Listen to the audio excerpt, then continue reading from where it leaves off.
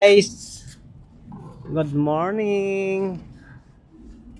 Good morning mga idol. Yan. Magpapunas tayo ng sasakyan ngayong umagang ito. Dahil parating na ang parating na ang ating VIP.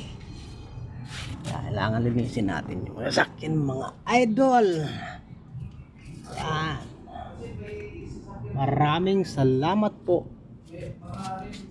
sa inyong walang sawang pagsuporta sa aking pagbablog, no? Sa mga solid followers ko dyan, maraming salamat sa inyong mga idol busing.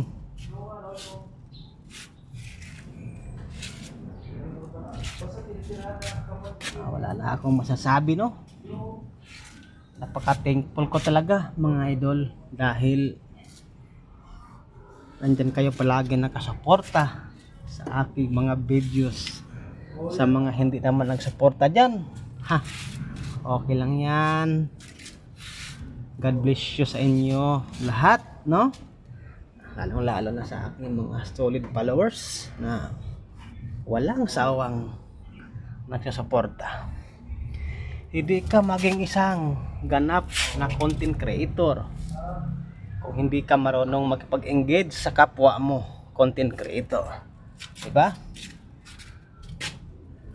Kaya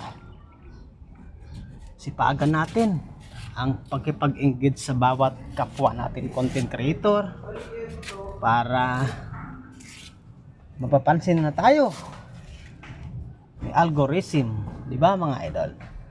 At syempre, sasamahan natin ng dasal sa ating Panginoon dahil siya lang ang nakakaalam sa lahat ng ating mga pangarap, di ba? Ano mga idol? Punasan lang natin kasi hindi naman tayo kontento pag hindi natin pupunasan ang ating ginagamit na van, no? Kasi ito yung pinakapaboritong sasakyan ni boss dahil maluwag ito mga idol.